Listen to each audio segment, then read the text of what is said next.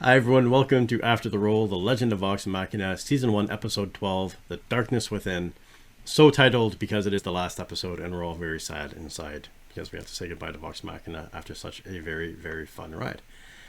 So my name is Travis. I'm one of your hosts tonight. I'm joined with my fellow co-hosts. If you want to say hi and introduce yourselves and let us know how you're doing.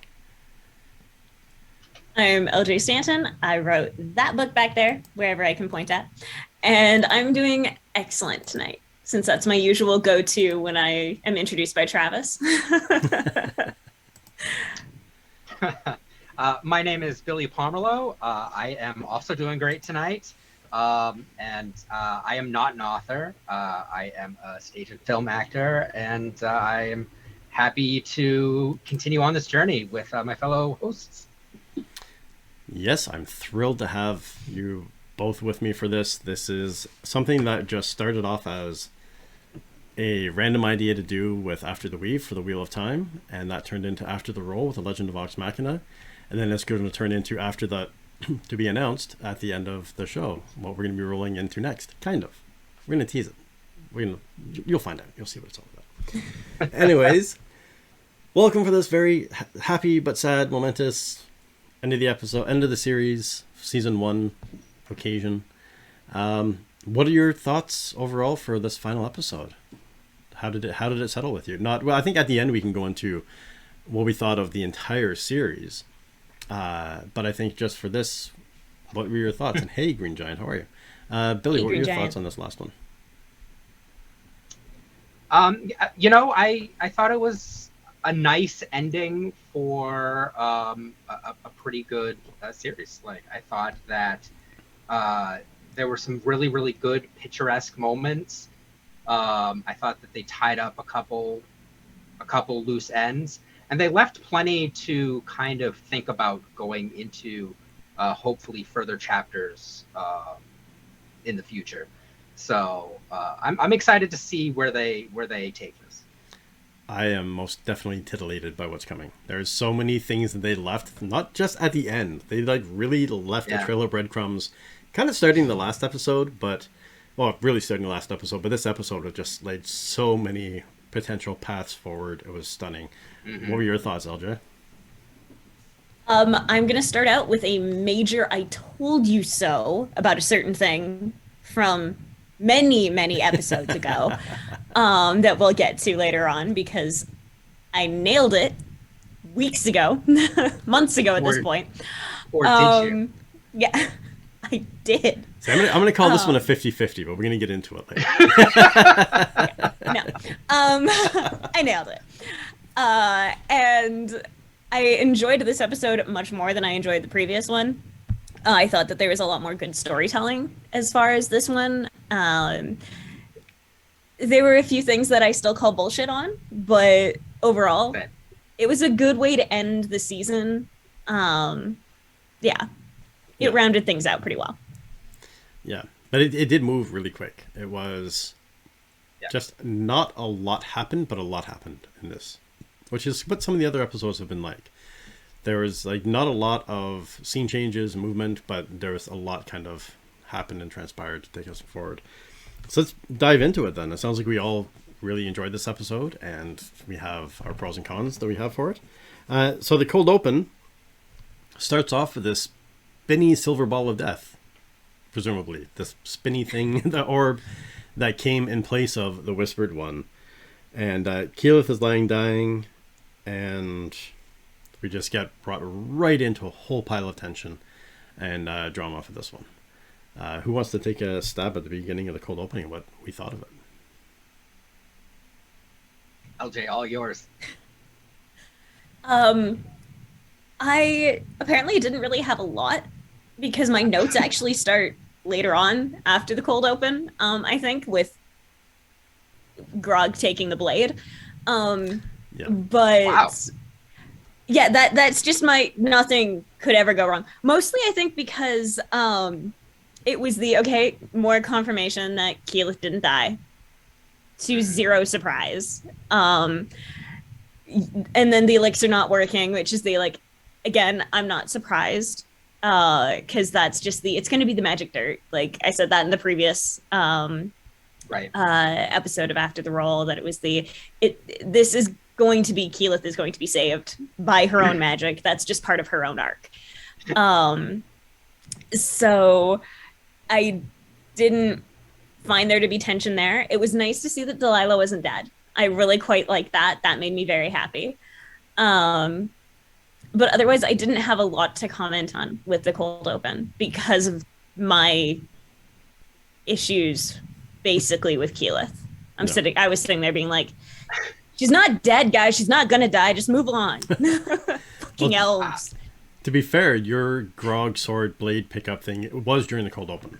So that was because this cold open had the spinning ball of death, Keyleth lay dying, failed elixir, the Delilah screaming at the whispered one for not returning, saying she's failed. There's also the Percy going super cold and just saying, Keyleth is dead, screw her, we've got what we've come for, and pointing the pepper box at Delilah. And Scanlan figures out that the magic is not working because the elixir is not working for Keyleth. And then we also have Grog finding the sword as Cassandra is dragging Delilah out by her hair. So there was a lot, and then actually ends with Max crying over Keyleth's hand, and bordering on a trope that I despise. Yes, but no, my note is just nothing could possibly go wrong with keeping Silas's magic sword. Yeah, don't take Nothing magic swords, things that evil. If there's a sword that is sentient, don't take it. Or at least has been in the hands of a magical vampire who is evil and it was eating blood. Maybe it's a bad call to keep. Yeah. But no, it'll be fine. Yeah.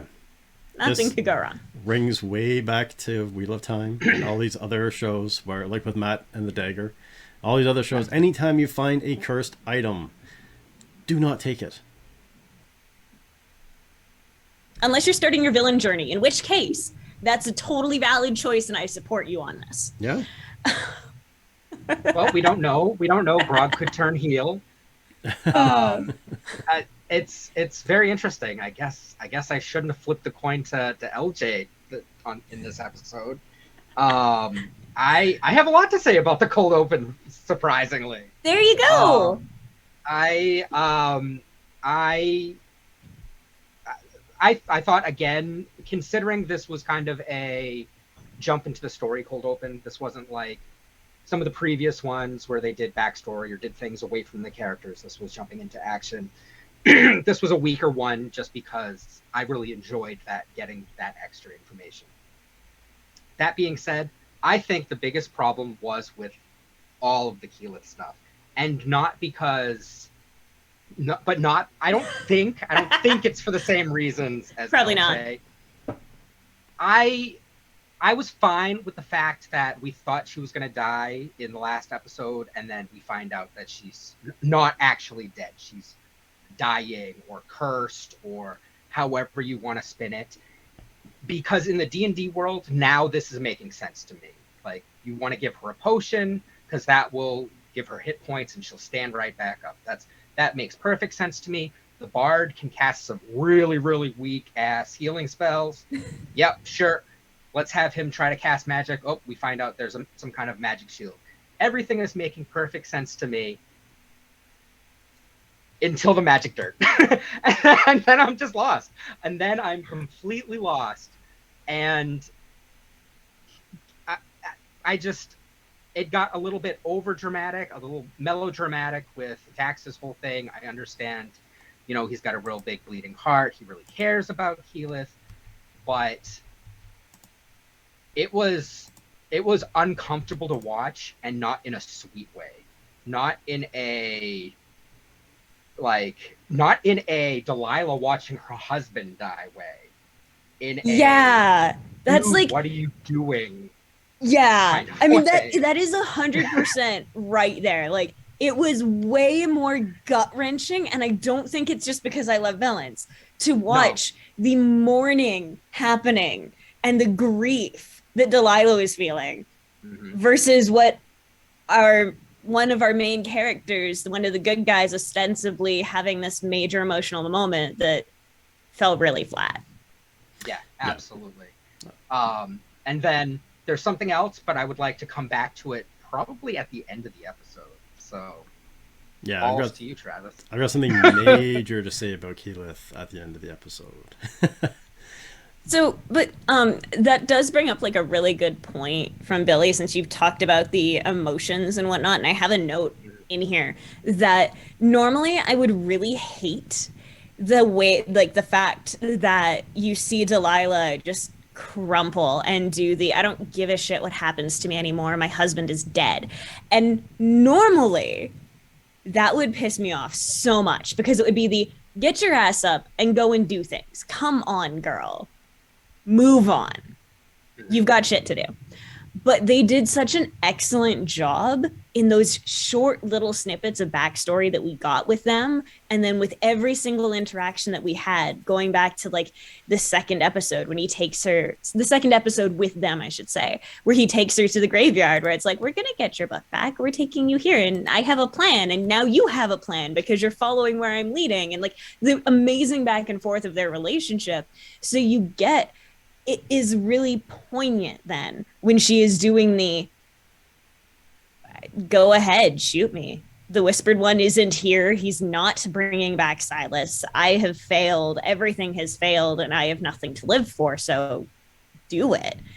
Was just, it was more meaningful instead of the like the simpering trope of the I can't survive without my man. So yeah. It was very well done in that regard, I thought. I'm glad you went into detail about that, because I couldn't figure out why it worked for me. Mm-hmm. And I think I have a better understanding now why it made so much more sense.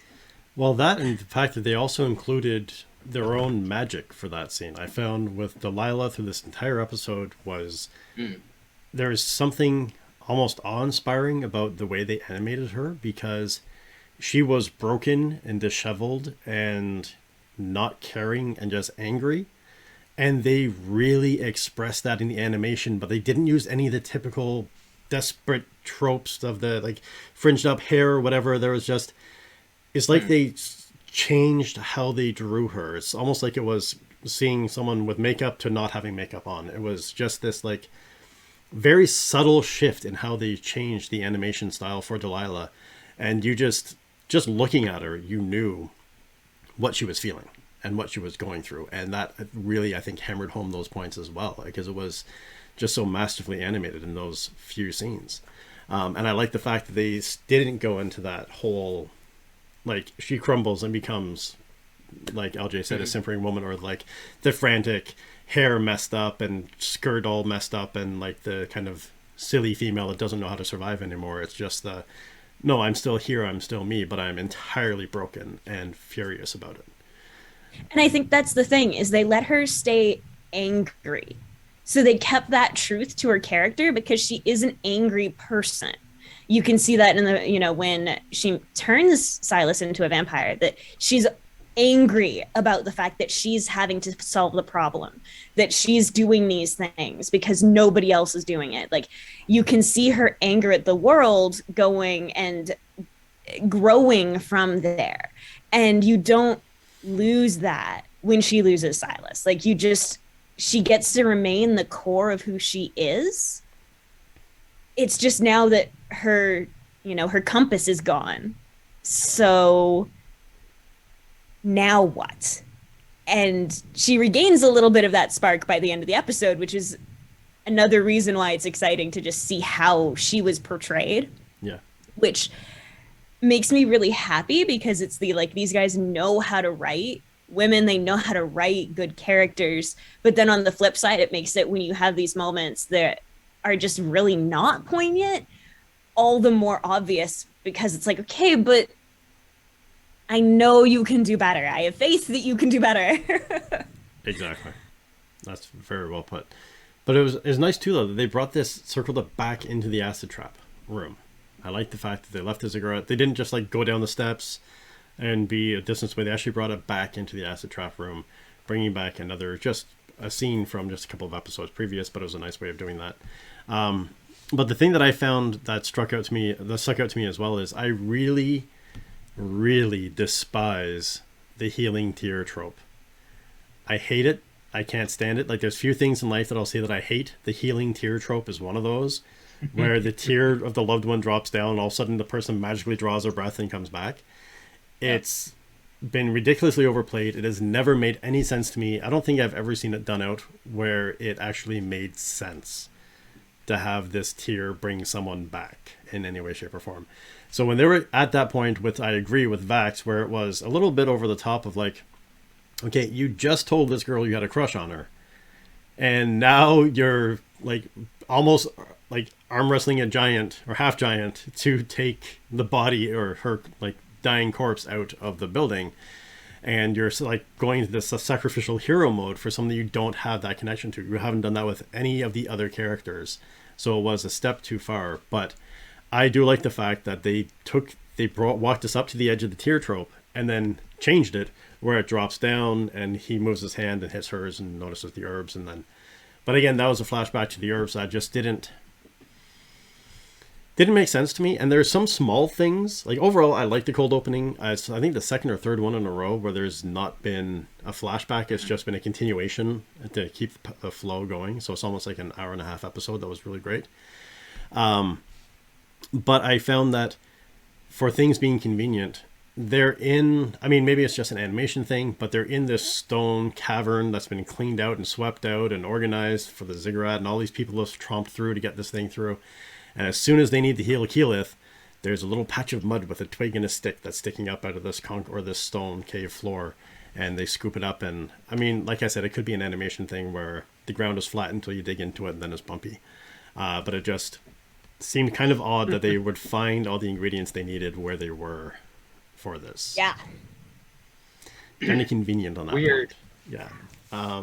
And that's the big thing that as writers is that coincidences, you cannot have a coincidence in your writing. The only reason why we understand coincidence in our real life is because we have no choice. The evidence is directly in front of us and we're forced to understand and believe that that's really bizarre, but this actually happened. In a book, in storytelling, your coincidence will never do that. It will always read as lazy writing and improper planning or lack of research. Would you agree with that, LJ? Yeah. Oh, yeah. If you're going to have a coincidence, it needs to be a well-planned coincidence, and it shouldn't be then a coincidence of convenience. Like, it should be oh, that's odd that all of those things happen to be the same or similar, and okay, maybe that's going to be a red herring or, some foreshadowing or something like that.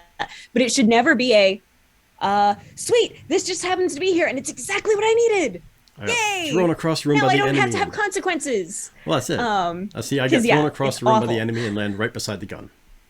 Yeah, exactly. Nothing. Also, just on the writing point, I feel like at this point now, I need to write an effective tear resurrection scene just for Travis. Please do. An effective one. I think because I want to have that challenge now of I want to have the only one that he sits there and goes, this is not complete shit. Well, I challenge everyone in chat to think about this, and both of you to think, like, there's one, because I do have memory issues. There's one that's like tickling in the back of my mind. I don't know if there was something to do with the elves and Lord of the Rings and Frodo or something. Like, I think there was one, may have been one in Lord of the Rings that kind of worked, but there's none that I can remember being like, oh, that's not tropey and silly at all. But the other thing to do with the writing of the having the coincidences happen, that's not to say that you can't set up a coincidence. A really good example of this is in Pirates of the Caribbean. I think it's the first one, when Jack Sparrow is captured and he's in the captain's quarters. And he's randomly running, like pacing through the room and touching things and moving things and kicking the chair over here and moving this over there and just being an impetuous, seemingly arrogant jerk that's just like pacing around and moving things. But when it comes time for him to escape, every single thing that he moved, he was positioning so he can bounce off of this, jump off of that, throw that, flip this. And he positioned his entire escape as he was talking and distracting with words and being so chaotic and disorganized. So you can set up a really cool series of coincidences or things like that. And again, like LJ said, have one that is not convenient, because the whole thing of, you know, my sword has been kicked away and has fallen down 6 stories, and I somehow get thrown down those 6 stories, bounce, and land right beside my sword, and now I can pick up and stab the enemy who has jumped down after me. That stuff just won't fly. Yeah. Not to go off on a tangent, but Writers, this is what we do. exactly. I'm sorry. What are we here to do? Where am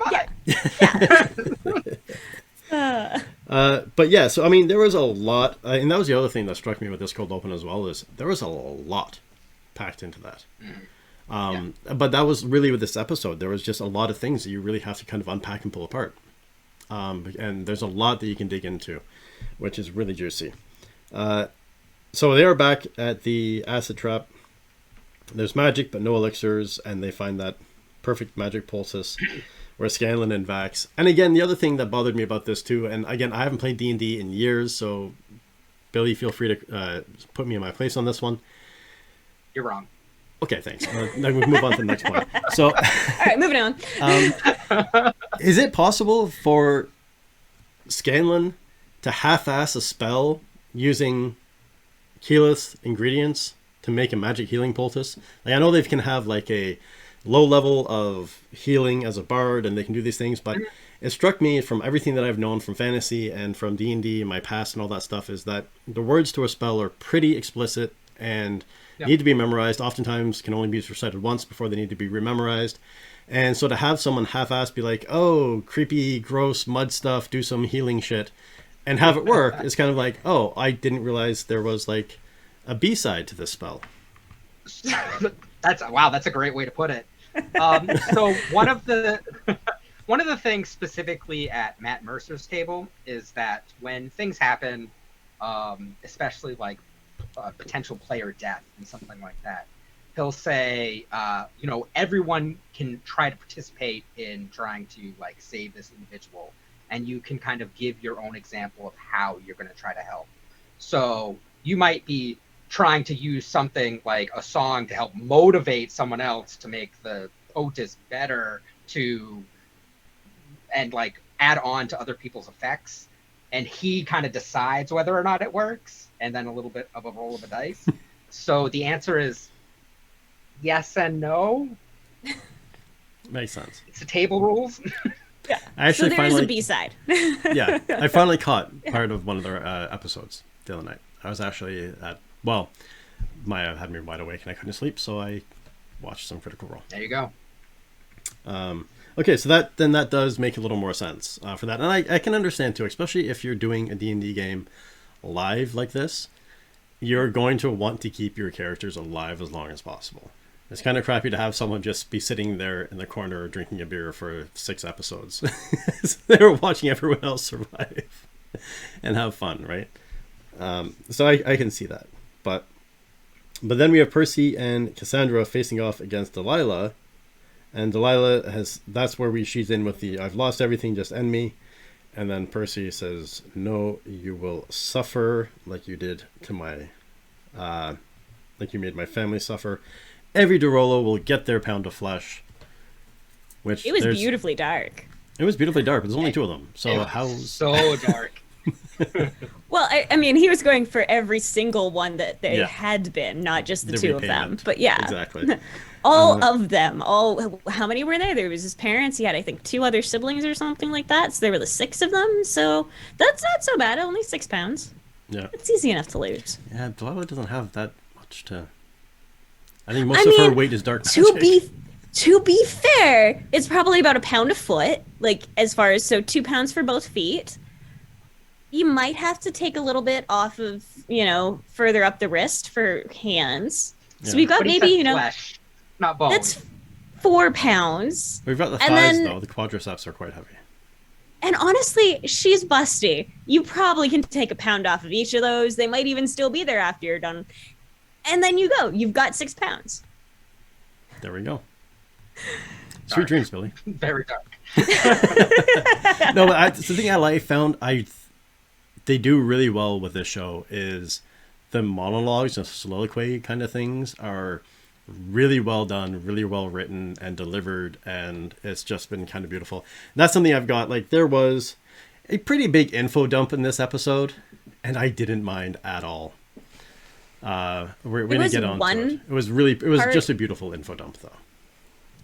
The only thing I didn't like when it came to info dumping in this episode was when they did the, oh my god, Percy's possessed. Because, yeah, no shit.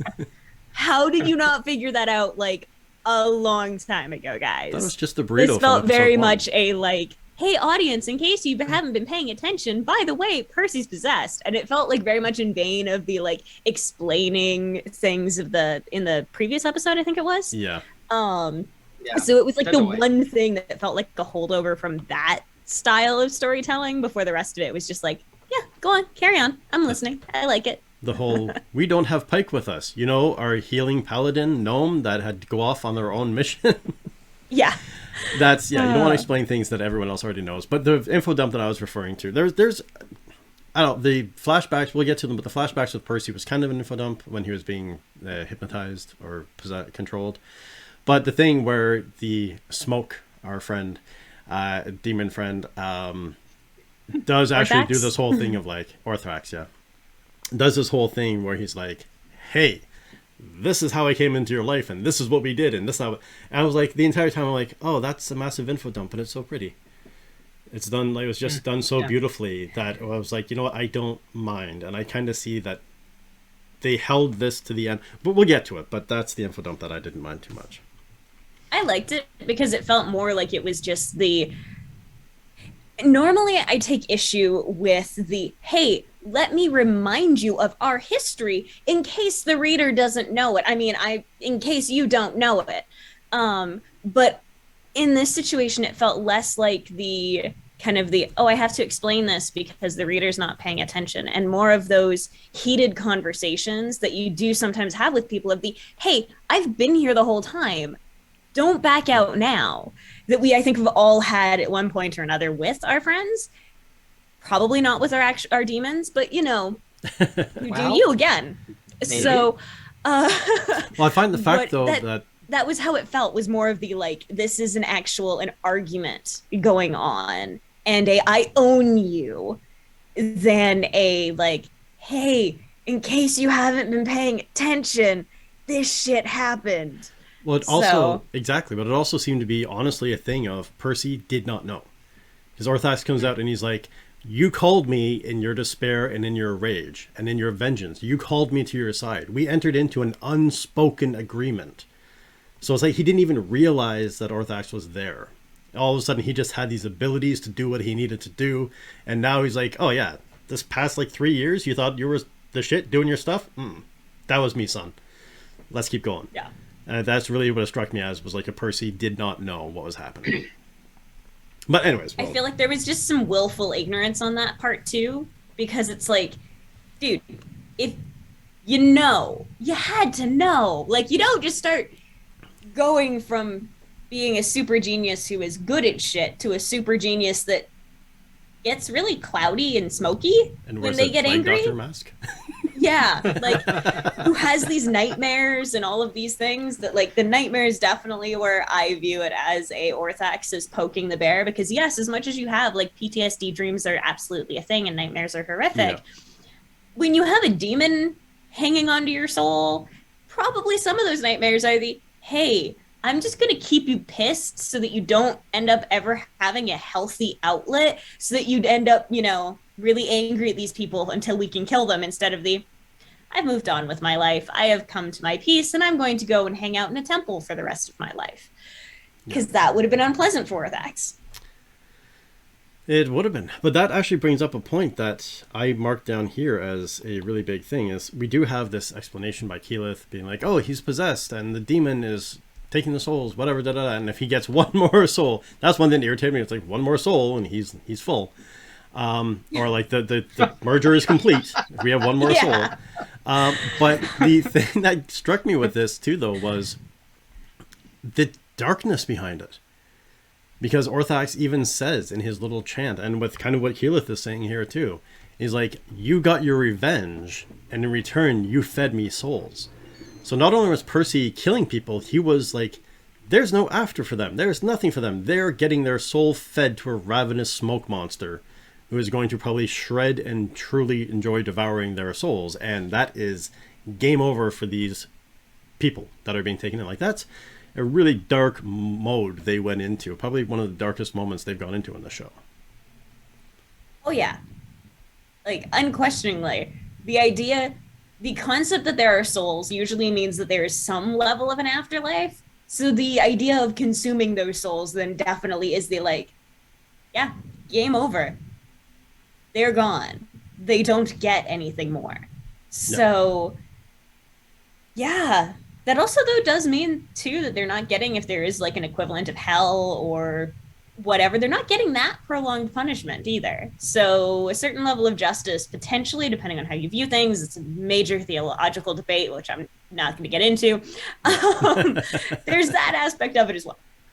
Well, there's that, but then it also adds a new layer of tension if you're not drilling down too deep into the story of when, for the rest of the episode, when Percy is turning the gun against Vox Machina. And you're like, holy shit, if he pulls that trigger and he connects, their soul is going to be devoured. And that's going to be the end of one of the main characters. There's no coming back from that.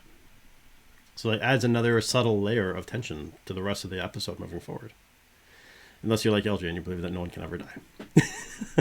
I mean, when they prove me wrong, I will be ecstatic.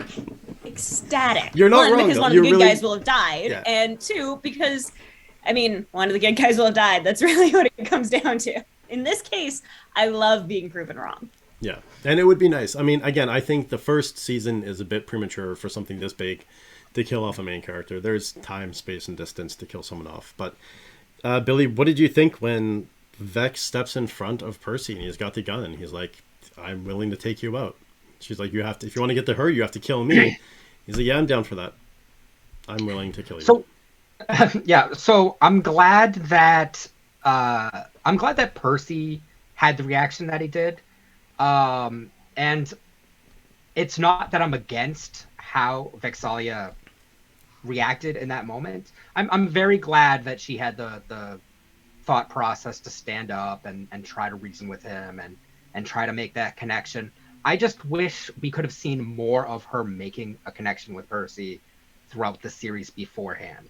We got little bits and pieces of it. If we really wanted to make like a big impression here, I think maybe we should have seen more Vexalia leading up to it, instead of her all of a sudden becoming a tertiary character. Her lack of story arc really comes back to bite them in this episode, because I will still say Grog, Vax, and Vex, maybe a little less Vax, but Grog and Vex definitely, and Scanlan, really were interesting, amazing characters, but they had no arc. They're still the same characters at the end as they were at the very beginning. Yeah, there's really no character arc for them. And I'm the one who believes as writing there should be at least some subtle, even if it's a subtle change, there should be something you can pick up on. Yep. But that's something, we'll get into all of that at the end. But yeah, so I think that kind of, you're right. I think that kind of took the steam out of that moment where it was, because at this point too, is once she kind of handed over the reins of power to Percy when they got the Whitestone, she really did kind of become a tertiary character. Mm-hmm. Like, not even a secondary character. She became a tertiary character. She stopped talking. Yeah, she was not very involved unless it was basically to do the not my brother, you bitch moment. Mm-hmm. That was basically it. She became a woman character who was defined by her relationship to the men around her, because it was she is defined by her relationship with her brother, and then in a very small way up until the end she's defined by her relationship with Percy or her sarcasm back and forth with Scanlan. There isn't a lot to her, and I really would have loved if there had been more moments between her and Percy that had been like when they were flirting on the wagon and whatnot, of those moments, instead of just like we had that and then we didn't really have anything else. It was a case of really, why not? You know, there were definitely moments that we could have sacrificed a funny moment with someone else for more of an emotive moment with Vex and Percy. And it would not have made the story worse. Yeah, exactly. And I think that you made a good point when they're flirting in the wagon and they have this kind of connection and they're talking, and then when she gives over, they're like, no, like, this is your thing. We're in Whitestone. We're in your home. You're the one who's running this. Something that always didn't quite, I haven't brought it up, but never really quite sat right with me, was that at that point, she really does step back and she stops, except for a few minor instances, being the mom of the group, the leader of the group, where it would have had more impact on the end scene that we're discussing now and everything leading up to it if she had have been one of the ones pushing forward when he's got the gun against Dr. Ridley's head. When he's doing all these things, of have Vex be the one stepping up again and be like, what the hell are you doing? I'm the one who basically put you in control, and now you're going off the rails like a madman. And yeah, so and it was the Scanlan. anger and the pushback, like, I think that would have built into it more. Not even with the flirting and stuff, just more of a presence. And I've like that she completely absconded any role. It's like, okay, I don't have that title anymore. I'm done. And she just sat back. Yeah, it was Scanlan perpetually doing the like, hold up, that's really far, Percy. Yeah, and Keyleth. Yeah, And which like some that degree makes sense for Cassandra. Keyleth because she has always been the observant one. I mean, after all, she was the one who saw way back, you know, when Silas bewitched Uriel, and you had that moment of her being like, anybody, nobody, okay, nobody. Maybe I didn't see that. Like, she being an observant one, even though she's the anxious one, totally cool by me for that aspect of her. But yeah, having Scanlan like taking over for Vex of the like, maybe this is a bad idea. Maybe we shouldn't be complete bastards. Because she had that leader mother role earlier on, and like she's still, you know, a thief who doesn't really give a shit about a lot of other people. But if you're going to say that she's willing to sacrifice herself to save Percy, developing her from the hi, I don't care about anybody other than my brother, like, this doesn't make any sense without more of an arc, at least to bring Percy into the bubble of this is the group of people I care about. I would even argue that having Vax be the person to go, hey, this is too far, would have made more sense, because he could have been trying to emulate Keyleth, which would have developed their relationship more. Yeah. Yes. And that's it. And this is where the importance of maintaining your subplot and your character arcs and what you're looking at. And I think it's a mistake that a lot of new writers, and just I think a lot of writers in general, make, is maintaining their focus on the character arc of the main character and possibly the antagonist, and maybe one supporting character, like a sidekick role, and then that's it. The rest of the characters kind of fall flat and run alongside, and it's not a convenient way or a good way of doing that, because it does create major issues for you later on that kick your reader or your viewer out of your work. But there's a lot that happens in this. I really like the scene where Percy's trying to commit suicide and Orthax is fighting him, and they're going back and forth. And I found that, so we have that, and then we have the he grabs Vex, and then Scanlan grabs Delilah and is moving her around with his Scanlan hand, and there's this random shooting thing. And I just found that was, for me, too comical of a scene for what was happening for this. And it was, again, one of those things of, there's a demon and Percy who's a pretty crack shot, and he can't just be like, oh, he's going to go there. And instead, he's just going to fire it at random all over the place and just randomly hit. Like, it was kind of like the Grog bone confetti, where it's like a moment of levity in a scene that didn't need to have that moment of levity, and kind of broke some of the characters for me. So I completely agree. Like, I can see that scene was a little bit Looney Tunes esque, but I kind of chalked it up to the fact that Percy himself was trying to fight the demon and was still at least partially in there, and that's why the shot wasn't cracking. The pepper shot wasn't cracking. See what I did there? Yes, but we yeah, see. it was. I got love I for got you, a man. kid Don't too. No. Yeah.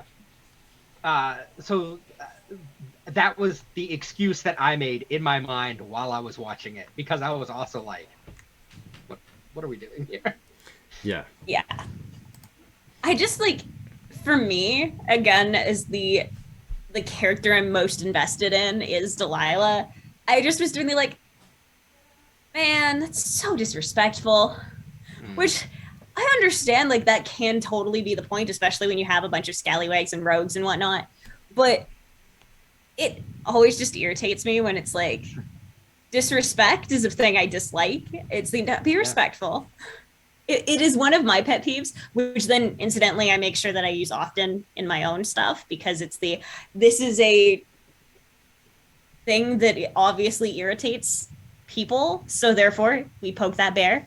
But it did just feel like, yeah, a little goofy and ineffective, like that it should have been less effective, especially because I was kind of doing we've seen how much better Scanlan's hand can be. Come on. I wanted more from it, and I think again that might be even just I wanted growth with Scanlan. Like we've seen Keyless magic improve, we've seen Pike's magic improve, and Scanlan's just Scanlan hand. Well, he's got like, the okay, heavy metal. He can go heavy okay, metal now. yeah, he can work. Yeah, but that was a question that I had though with Scanlan's thing. Is that, like, could he not? I'm curious how his magic works, because everyone can climb aboard the hand and ride it up to the ceiling from an acid bath, and he grabs something and spin it around. Can he not, like, just grab her and hold her in this giant hand and block it from any bullets that are coming? I mean, that's not as fun as what they did, but like, it just kind of got me questioning, like, okay, well, what exactly are the limitations and the abilities of this hand? Because it's a pretty cool thing that he has, and one of my favorite colors. But it's amazing. It's what can and cannot do. It's completely fabricated, I assume, for this story.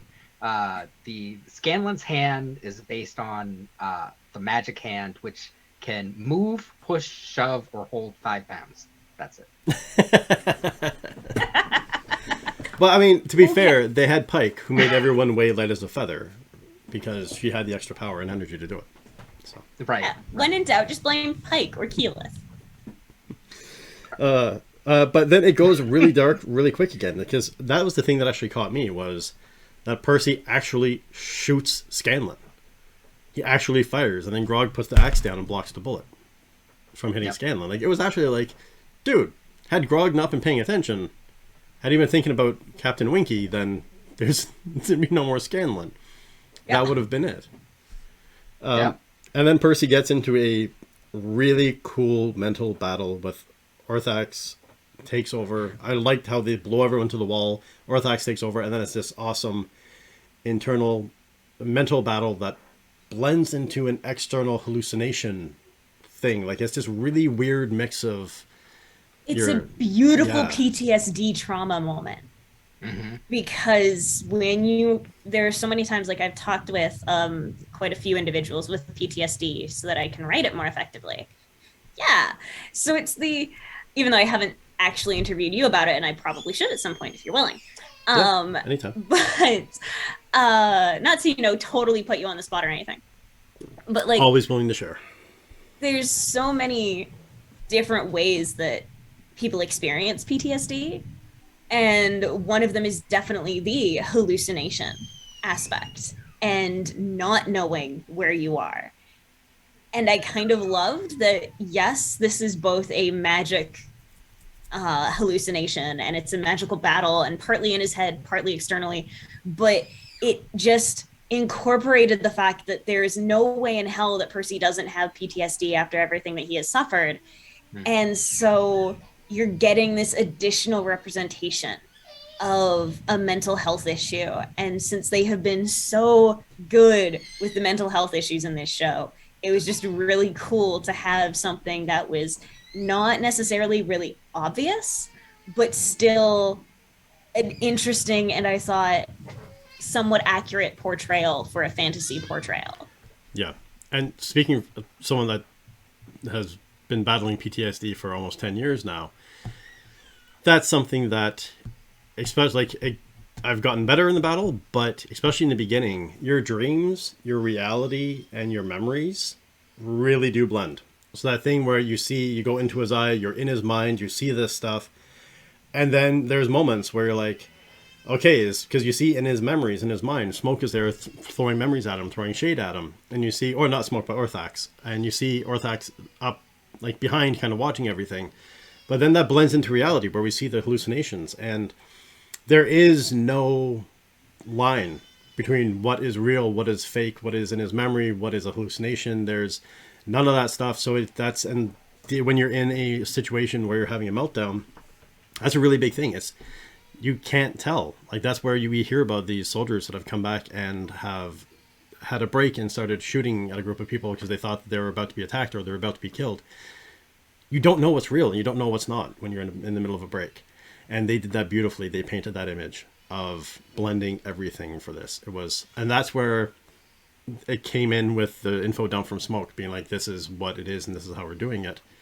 Mm-hmm. And the conversation, like how he's throwing stuff up.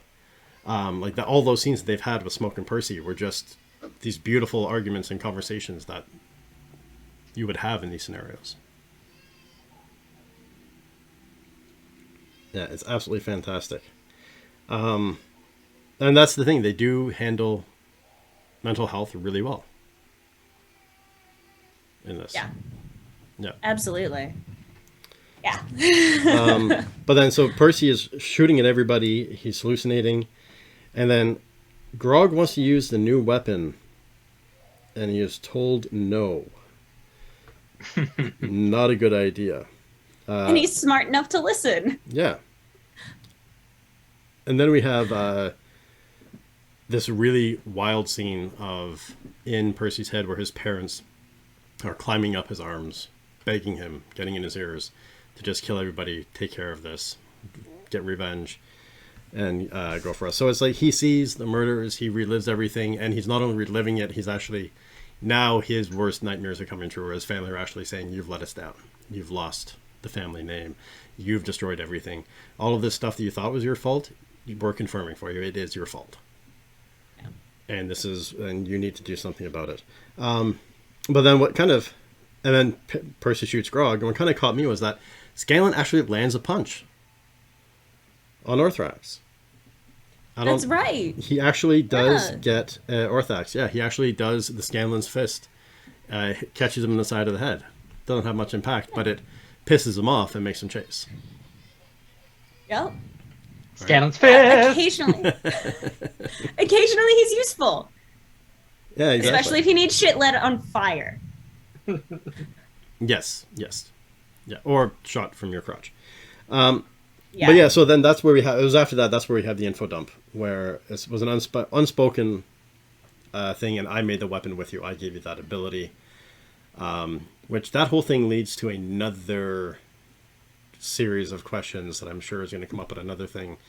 Because if Percy didn't make the weapon by himself, how did Ripley have a very similar weapon?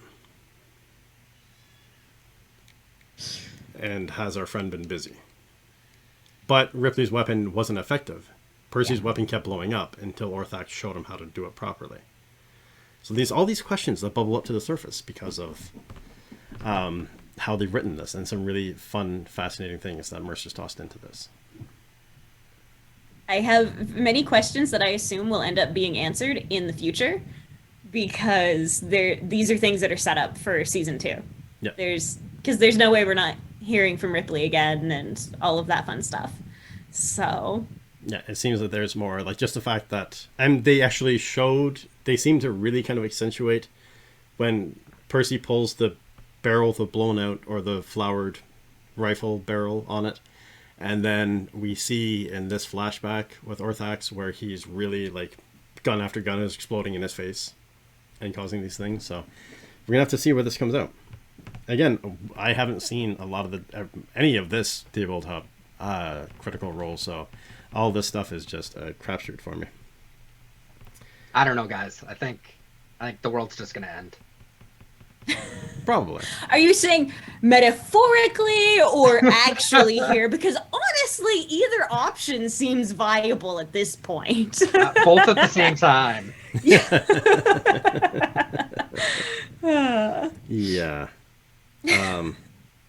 But yeah, so and then that's where Orthax says that all souls become my feast as we go along. And then Vex and Cassandra finally reach him. What was that?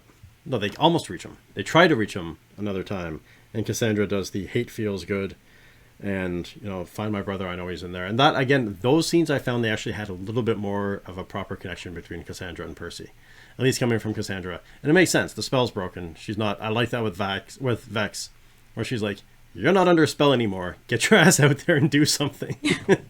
Like, yes. Stop your brother. Get through to him, because there's nothing stopping you now. And that's what it was. Because Vex to Cassandra was like, "Reach him. Get out there. Get in his head and pull him back for us." And then that's where Percy does the "you will pay and everyone is blasted," or Orthax does "you will pay and everyone is blasted into the wall." Again, I found for a smoke monster, they did such an amazing job at animating Orthax. Mm-hmm. He's gorgeous. Yeah. I love how bird-like. They just stuck really hardcore with the Plague Doctor, everything. It was beautifully done.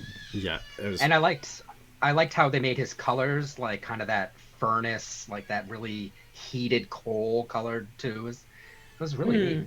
Yeah, it's like the feeling of rage that you have that when you've got that fire burning inside of you. Burning embers, yeah. Get rid of it.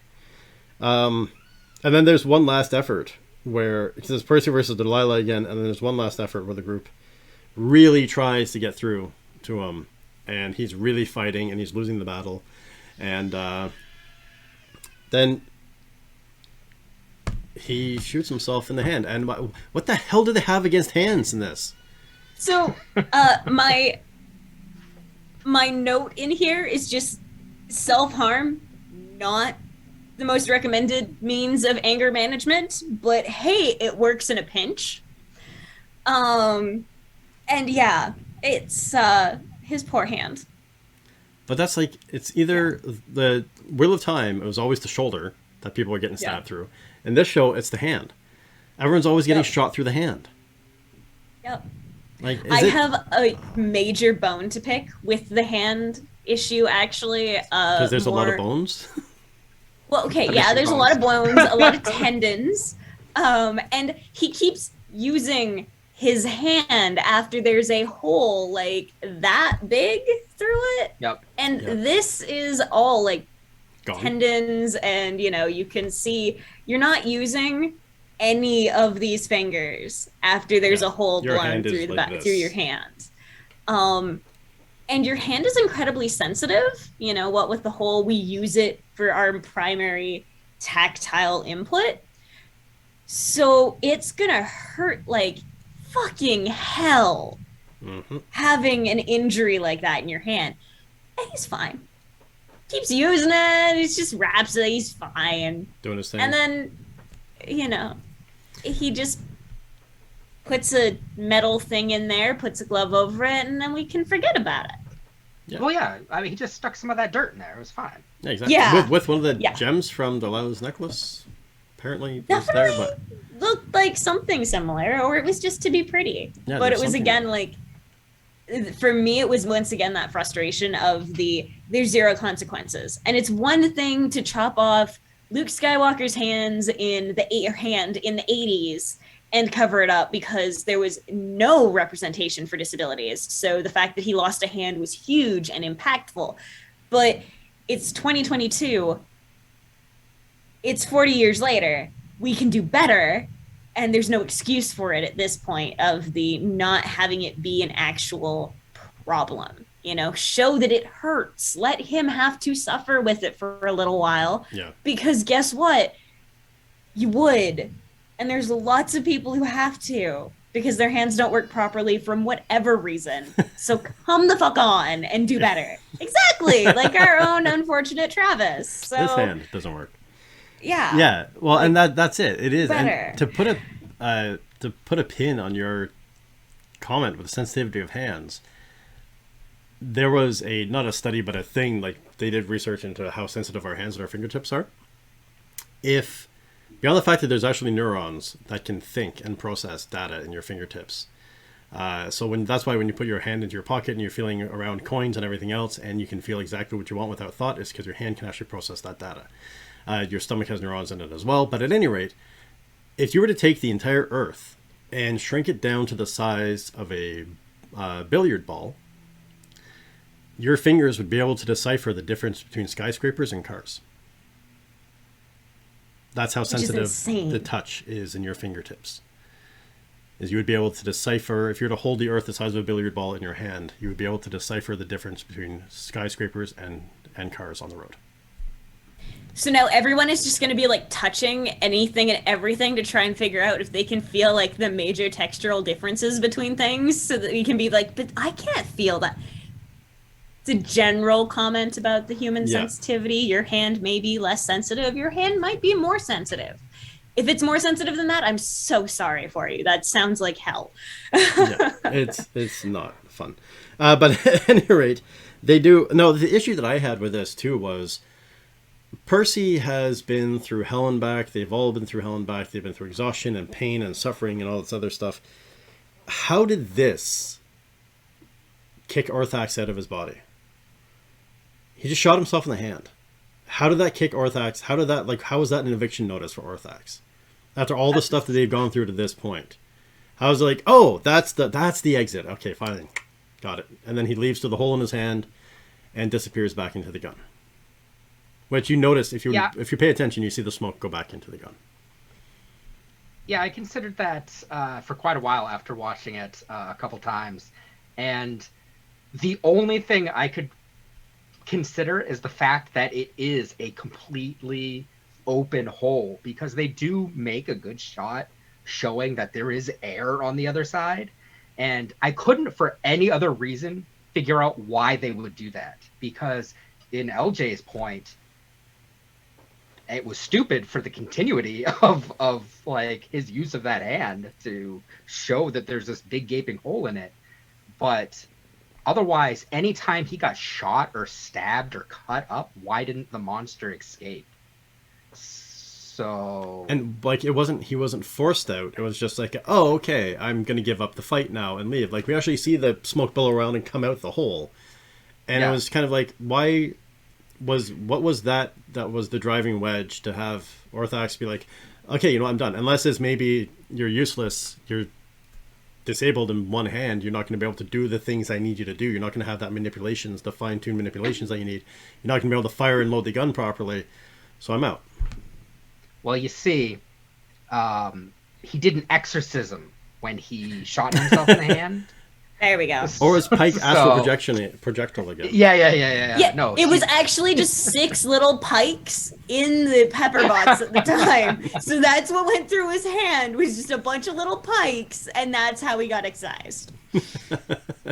And yeah, that's why his hand works again. And, wasn't that bad. It all makes sense. Pike all along. We figured it out. Yeah. Yeah. But no, that was something that really kind of stuck with me. I was like, well, how did that... Me too. What was that to get rid of the... It just kind of... To me, that almost seemed like, oh, damn, we've only got 10 minutes left in the episode. He leaves in the hole in his hand. Okay, let's go. How do we get rid of him? Yeah. But then we get Percy back, and we have that emphasis of Percy being back, with Grog being like, you shot me. Yeah, thanks for not dying. You're welcome. Grog. He's great.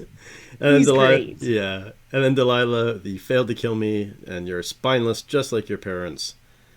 And then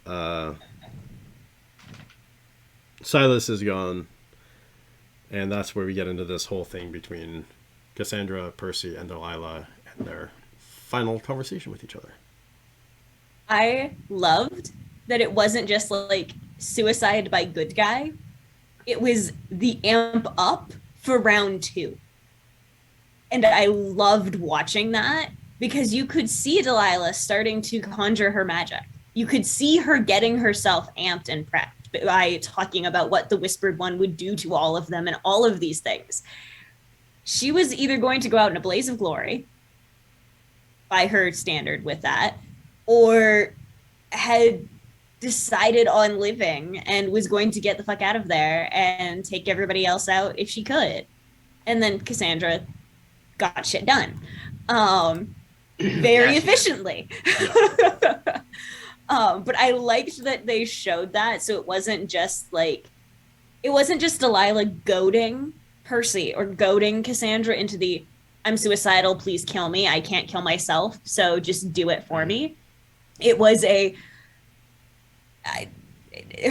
plan is scattered at this point, clearly, but if she can make a go of it, she will.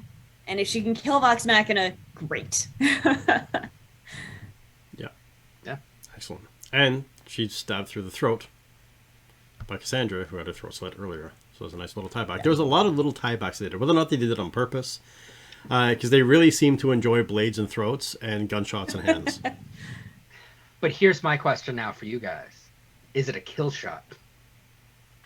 Because we know from Cassandra that it might not be. The acid afterwards was kind of a nice follow-up. Probably. Whether or They not did that's double actually going to tap. last. Yeah. Whether or not that's going to Double last, we'll see. Because who knows? Maybe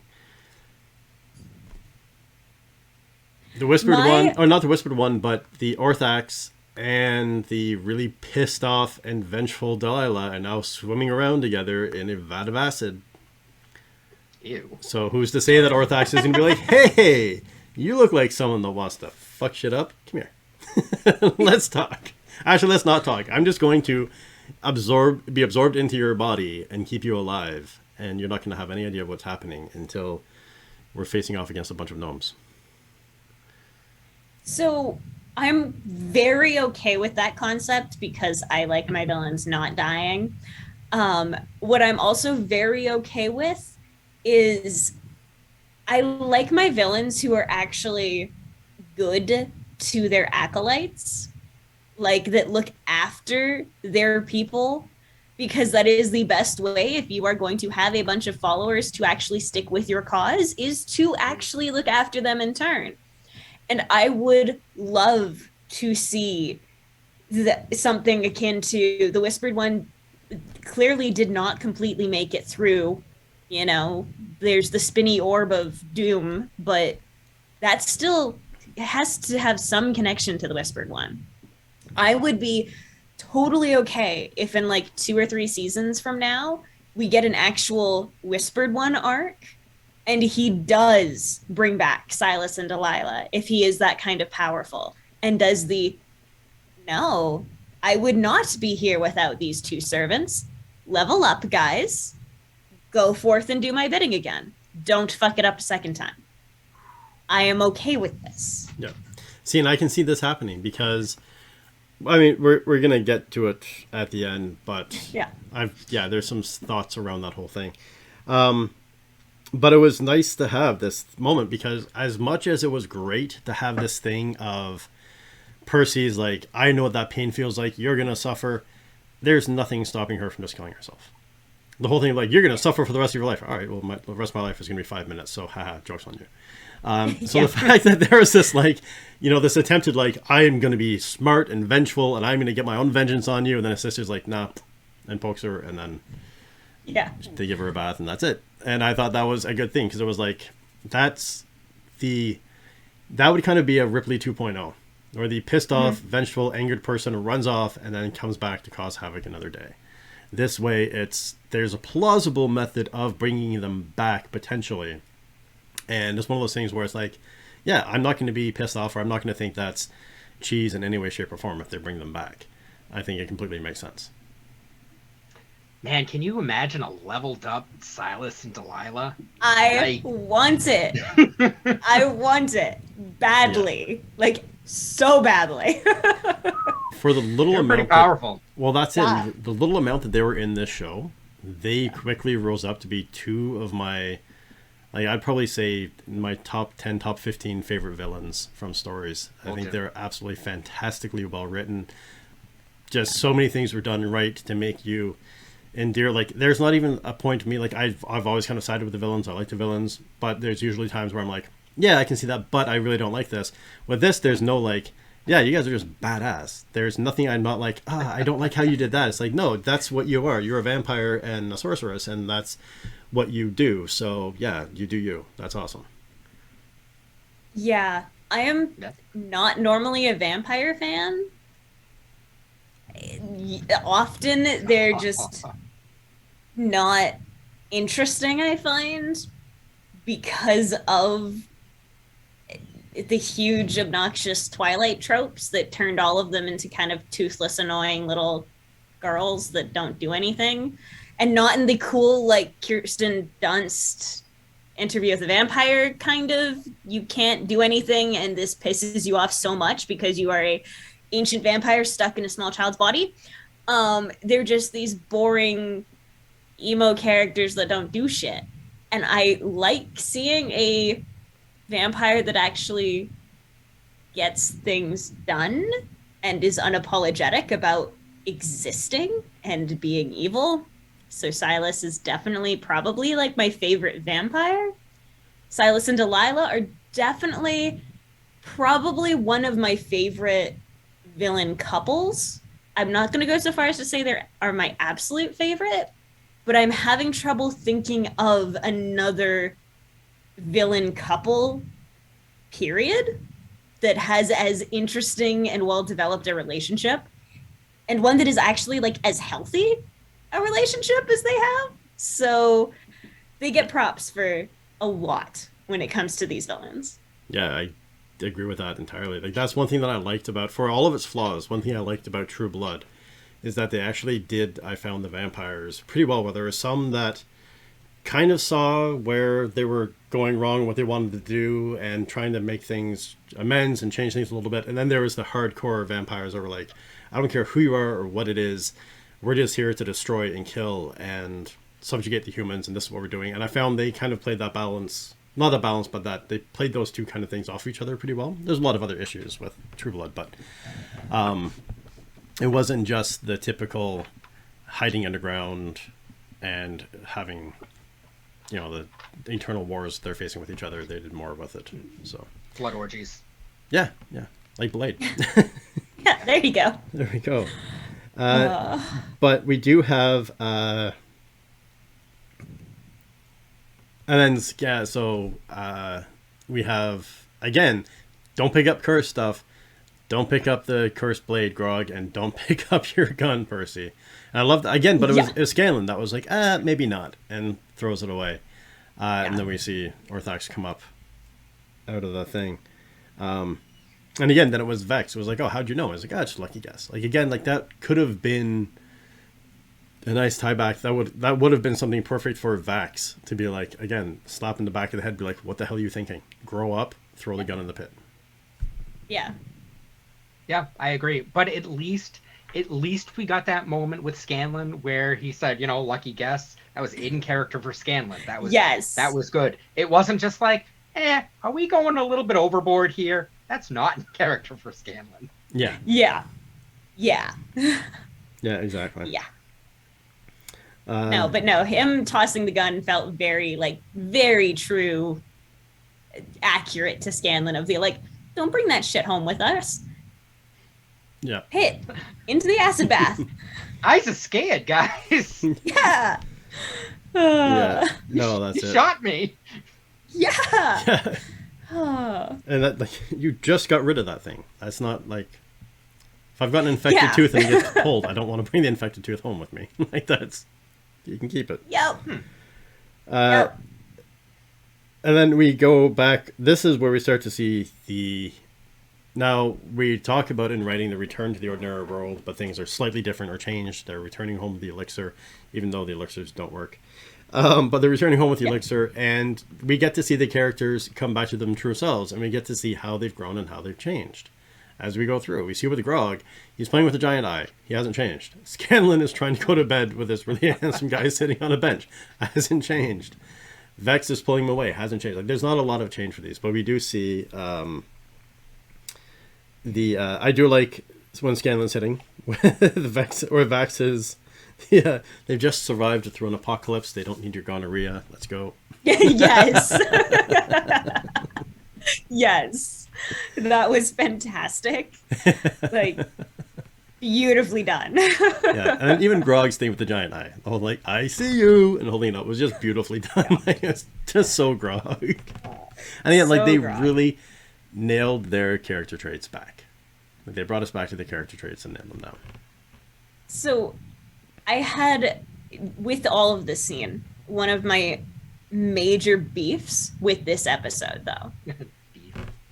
Yeah. And it wasn't just the beefcake who was sitting on the, you have the conversation between Percy and Cassandra. And you have Percy telling her that it is your responsibility. You're the bravest. You're the responsible one. You're the last Arolo. You should be the one who leads Whitestone and all of these things. And that just felt like the Bran the Broken, who has the better story here, but Bran moment from Game of Thrones of the, that's what you're doing? Because she's not the bravest. She has a very valid point of why would these people follow me when I have been working with their tormentor for however many years, long enough for her to grow up. That's not likely to happen, especially when all of these other people were just fighting the Pale Guard with Keeper Yenin, and there's their own rebel leaders who would absolutely be more qualified in the eyes of the people to actually lead than this woman who lived in seeming luxury under the wing of Silas and Delilah for however long. And then you get the thing that I found more egregious than all of that crap with Percy was when he tells her that it is up to her to secure the DeRollo legacy. And it's so Percy gets to continue gallivanting around with Vox Machina, living his life, recovering from all of his traumas. And Cassandra is expected to stay in the place where she was tortured, traumatized, used, abused, all of these things.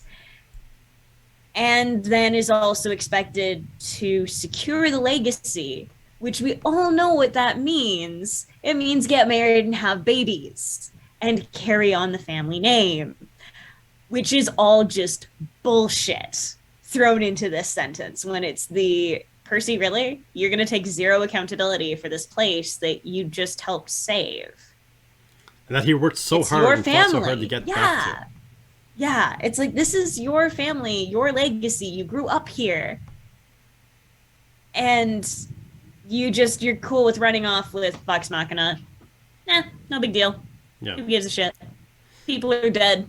Happens to have a sister that he has major feelings about having, and now we're just gonna hop back off with friends and all right.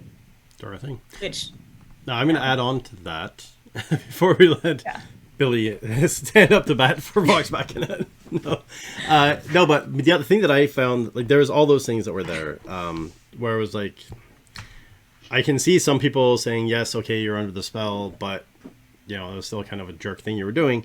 But the problem with me is the other side of the coin from what I mentioned earlier. They do a great job at soliloquies and monologues and expressing and explaining things and stuff like that. Whenever it comes down, I don't know what it is, but whenever it comes down to conversations, deep, meaningful conversations between Percy and Cassandra, they're always stunted and clipped and way too short.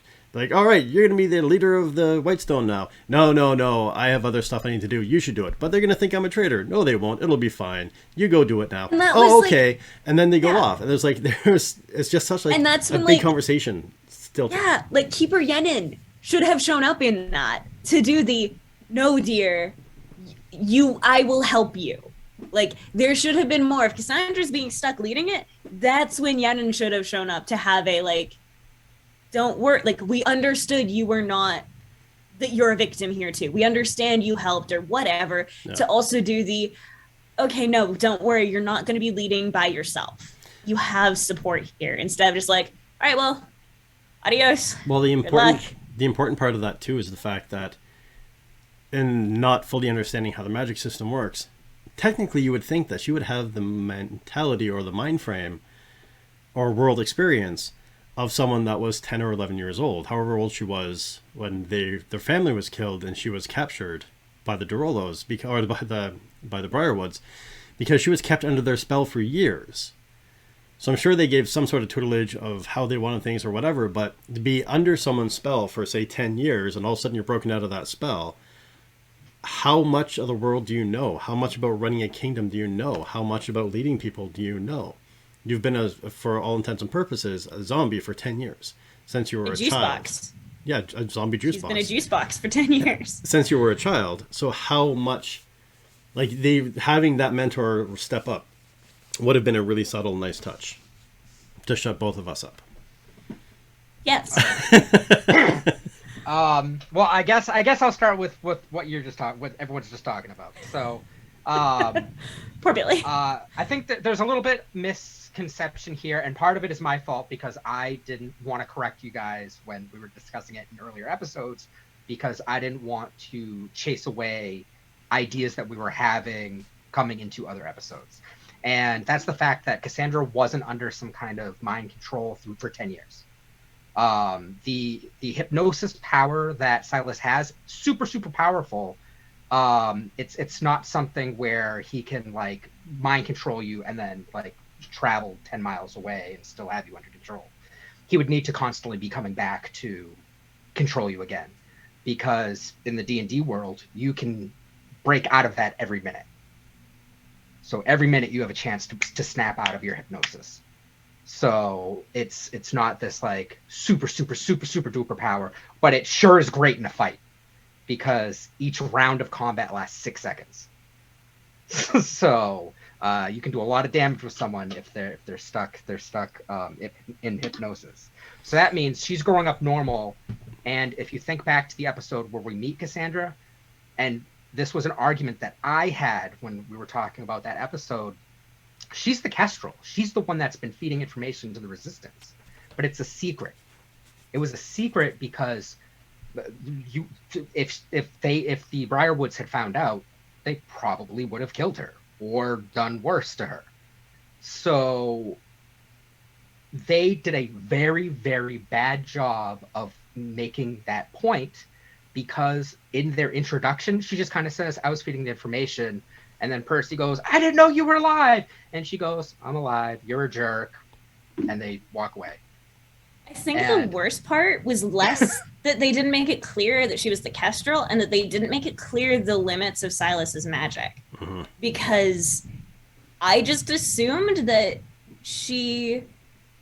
there was a very real possibility, given that Silas and Delilah's goons did find their safe houses and stuff like that, that there was a not, zero possibility that Cassandra was ending up playing both sides against the middle, potentially.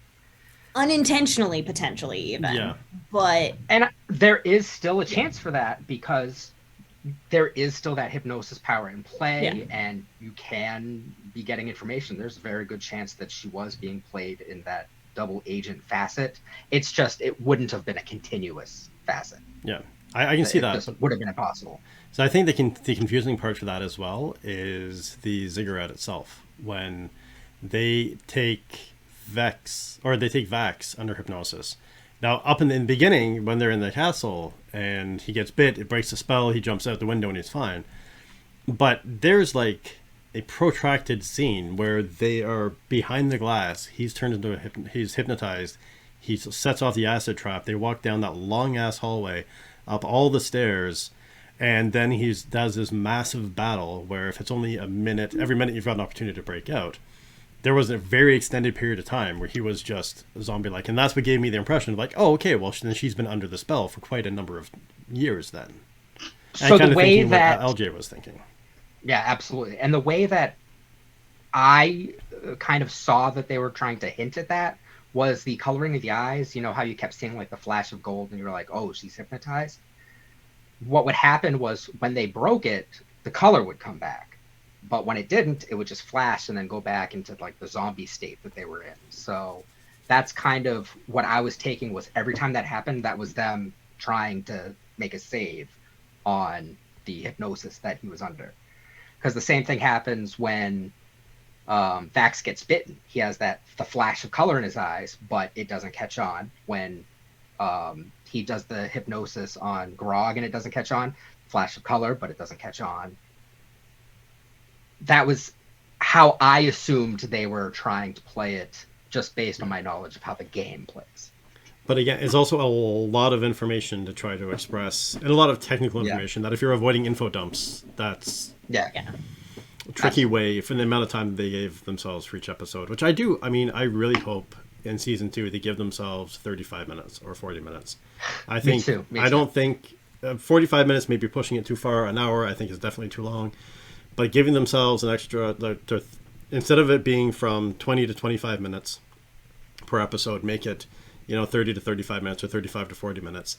And there's so much more that they can pack so much into like a 30-second time block that giving themselves an extra 10 minutes would just add so much more depth and allow them to bring in so much more richness from this amazing universe they've created for them. So the other cravat though that I can throw out is that this isn't a normal D&D world. So whatever Matt decided that he wanted to do with them, he could have done. I could be completely off base and you guys could be completely right, and it just plays bad. I don't know for sure. I can only guess based on my experiences of how the rules work. And this is where you have the experience. Yeah, and this is where the three of us with the different backgrounds, and that's the thing, like every show that we've done and will do, we've all got different levels of connection to it and different methods that were connected into things, or lack thereof, which is fantastic. But yeah, so we do have the that thing where, again, just too quick of a you're in charge, let's go do that kind of thing. Then we have Keyleth and Vax having their convo, where she's like, there's the realm and everyone else and all this stuff, and I still have to do my Romente, and I haven't finished my homework yet, and I've got an exam next week, so I just really don't have time to have a conversation with you about possibly entering into a relationship. And I gotta say, I really appreciate the awkwardness of that whole thing they did, and I really appreciate his just like, I'm just gonna walk away. Yeah. I thought that was handled pretty well for what it was. Like, they could have gone so many different directions with that, and I think that was going to handle a certain level of awkwardness moving forward. Potentially, there didn't seem to be any at the end, but yeah, I thought it was a nice thing, a nice touch. I think it would have played better if he wasn't, ripping his hair out and screaming to the gods 5 minutes ago, but hey, that's just me. Yeah. Yeah, I mean, I loved how awkward it was, and I did love his just like, I'm gonna walk away now. Because I like the idea that he's respectful of her and that she's being allowed to make this decision. I do think that it would have been nice to see a little more of him being just kind of destroyed by this. Because, yeah, if he is that level of emotional about it, like, it does seem like him walking away should have had, again, we're not afraid of men crying, it could have had him having his eyes watering and having to do the like, not the time or place. I'm not doing that right now. We've had a big win. Going. Yeah. And like something a little bit more to show that it's not just like a crap. I asked a girl out and she said no. Ugh, whoops. Or how about going to Grog, who's been like the coolest guy to talk to about emotions? Yeah. Oh Well, my that's it. God, yes. See, I kind of I would have loved that. That is Yeah. amazing. Yeah, that would have been a great play out. I would have loved to see Yes. Grog's reaction to that. Yes. But I also kind of took that as Dude, Grog would probably give like the best advice, given that he gave Pike the best advice. They like, Yeah. did Right? you try saying sorry? Like that would okay. Season 2, I want to see Grog giving the like most excellent advice for the like the entire season, all about Vax's love life. 100%. I just want to see him offering like little tiny pieces of advice, and then you get like Scanlan giving the worst possible advice, and just seeing that going on. I want that to be an underlying plot now for the rest of the series. Even like, Did you try poking I it? want this. Yeah. Yeah, that would be beautiful. I kind of took his Billy. I kind of took his walking away as, I mean, if you really want to read into it and really extend the olive branch on this one, I've kind of like him being like, hey, I love you. I think you're amazing. We should definitely do this thing. And she's like, what? Wrong time, bad time. No, we can't do this. And then him continuously building up, because he was kind of doe-eyed after every time he looked at her, he was kind of doe-eyed and building up this big magical thing in his head. And then finally, when he has a moment, he's like, hey, I meant what I said. And she's like, yeah, no, I can't do that. Because he has this, like, breakdown, this, like, colossal, like you said, tearing out his shirt and his clothes and, like, ripping and yelling Yeah. to the gods when he thinks she's dying. And he's like, because he's built this thing up so much in his head. And when he finally has that conversation with her, he's like, oh, yeah, okay. And just like, I'm an idiot. Like, I completely misread into all of this stuff. And, Gotta go fix my shirt. Back. yeah, but yeah, I mean, just so many things. But it would have been amazing to see Grog involved in that. Yes. Yes. And then we have the proof that Ripley is going to come back, because why on earth else would Vex be like, hey, Keeper Yenin, have you seen someone named Ripley run past here? No? Okay, forget about every other enemy that we've taken on through this entire battle. Have you seen this one person run past? And to me, that was a big neon sign of like, coming soon, Ripley. Yeah. Yeah. I don't know what you're talking about. Not at all. But it was also a nice tie-in back to the way things were before.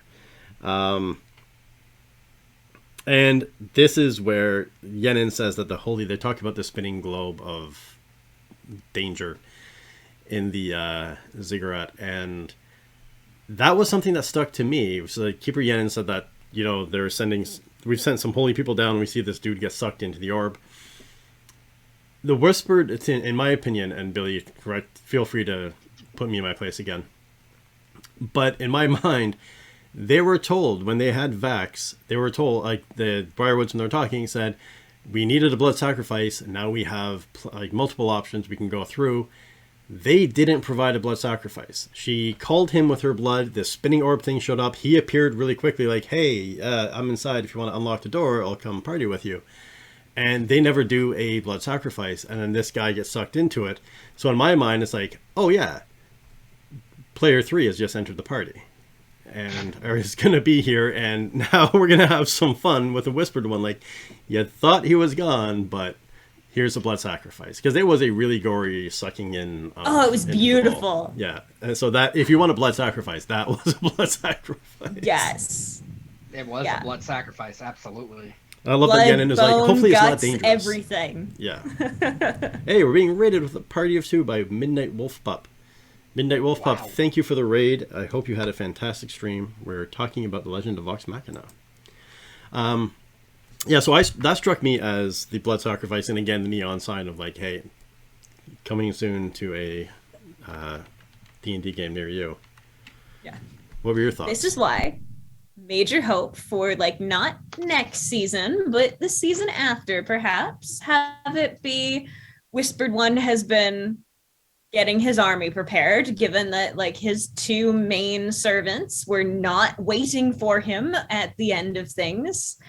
So has to go and, build up a little bit. And then we get, you know, leveled up Silas, Delilah, and the Whispered One, which, yes, Yeah. that's my hope.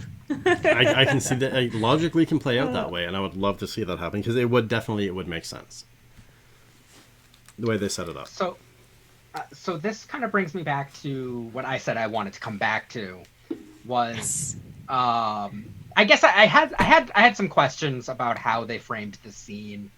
I agree with your talk about, they wanted a blood sacrifice, and whoopsie daisy, we just had a blood sacrifice somehow. Yep. My question is, that entire time that they were walking around the spinning orb of suction cuppiness, why the hell didn't anyone else get sucked into the spinning cup of suction cuppiness? Because apparently it's really friggin' easy. Maybe they did say it was a holy picky. person, though. Maybe it had to be a holy person, and the only holy person they had disappeared in a puff of flakes, flakes, and a piranha tank. So I think it's a proximity thing, because nobody was that close, as close as the holy people, other than Delilah, and I can understand why it didn't eat Delilah. So nobody else got that close, I don't think, because everybody was really concerned with Keyleth and whatnot. Yeah. I mean, I am all for the fact that I think the spinning orb of death should have just sucked in everybody. But, Yep. Oh, no, and that's the thing, though. It could have been a proximity thing. It could have been that needed to be a holy person. But I like the fact that they left that unknown. Yeah. I liked that they did that she did the, I've sent some people. Also, she said she sent a person, and there were 3, so yeah. Keeper Yenin is getting a little old and can't count apparently anymore. I love that she was like, I hope it's not dangerous. Yeah, it's that was funny. I did appreciate their framing of that. It would be like, oh, it's not dangerous. It's like, I can see you're real concerned. You sent 3 unarmed holy people into a domed room full of undead creatures clinging to the walls and a spinning magical orb of death. No, it's not dangerous at all. It's good. No. Bring ice cream. There you go. That was that was the problem. There was ice cream off screen that you couldn't see, and he just didn't turn off the suction cup in time to get, not a bloody sundae. So... But yeah, thank you for the follow, Midnight Wolf Pup. I appreciate it. And we are having a great stream so far. I appreciate the lurk. It was... I mean, that really set stuff up. For, like I said, there were so many things that were set up in this episode. But there was something that that really bothered me. I was afraid they were going to do this, and they did. So we have Vax and Vex talking, and Vex talking about, we can just run. And Vax is like, no, we're done running. We're going to stay. We're going to do our thing. We have a home, which is a nice tie back to them and their story arc and everything. Again, no movement on the story arc. Yeah, exactly. There's no movement on the story arc except for the fact that now they're living in a fancier house and they get along with their mates better. But the thing that bothered me was they did such a good job of bringing Keyleth from this weeping, shuddering, terrified thing. We got a hydration. Hail hydrate. I don't think it counts if I'm drinking mead, but I'm drinking beer because it's not hydrating, but it's a drink. It's liquid. But they did so well at getting Keyleth from this whimpering, nervous, paranoid thing, which they really expressed well, to a pretty good normal character arc. There was a pretty big jump when they entered into the ziggurat area, but she had a pretty normal, of all the characters, I think she had the best overall arc for growth of what she was doing through the entire show. And then it comes down to, I have to open a spell to open this tree that I've only seen it once. And they bring her right back. They rip away all of her confidence, everything that she's done to get to this point, all of her power. And they leave her in this like, oh, I don't know if I can do this, just ignore me.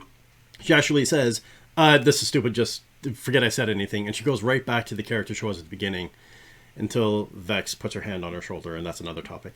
But Vex puts her hand on her shoulder, and I just found that they ripped away so much of her character growth in that one moment. And there's having the occasional slide back is acceptable, but they brought her back to like step one for her character growth, in my opinion, in that scene.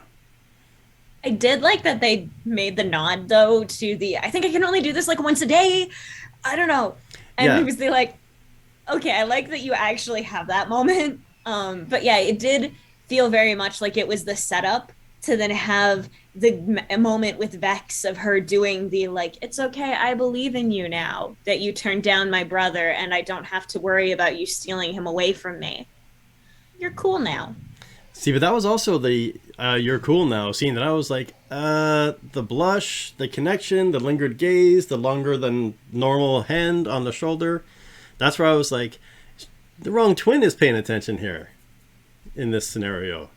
Yes. So that's where I was like, okay, there's a little, and it looked like there was some reciprocation back from Vex, like with that. So I don't know if So I would Vex see is more of a going to personality relationship with Key and Vex than I could with Vex and Percy. All I am figuring out of this is that there's going to just be a threesome, and that will just be totally up Vex's alley because then there's the incest vibes that are definitely there. She gets Keyleth then, and then Vex gets Keyleth and everything's fine. And Keyleth is just the embarrassed one that is doing the why am I here in this threesome? So, you know. Who else is supposed to lay with a bed of leaves? There, that's right. Maybe get the roses. Billy You wants think off so? this call. What? Okay, Vex has definitely had way too incestuous feeling a relationship with Vex. I'm just saying. She has been way too interested in her brother. Or was she deflecting because she was interested in Keyleth and didn't want him stepping in on her territory? But it was less of her stepping in. It was always the, like, you only need me. We only need each other. It was very much the, like, it felt creepy incestuous. So I'm really excited if that is part of Vex's character growth and that disappears. And I'm totally fine with her and Keyleth, other than the fact that you know that there's going to be a stupid amount of drama caused by that relationship. And I'm not excited for that. Be interesting to see how it plays out, because that would be a very interesting dynamic, having someone that's so powerful and forceful with their will versus someone who is, again, quivering in fear at the prospect of doing what they can do. I mean, she literally just blasted a vampire with a sun that she was holding in her hands, and now she's freaking out because she has opened a portal in the tree. Yeah. Yeah, so I just found it was too much of a slide back for her character. Billy, you want to step in? Yep. Or do you want to step out?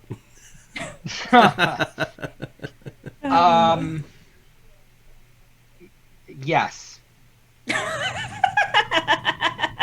Oh wait, now that we solved appreciate that. you, Billy. Now that we solved that part.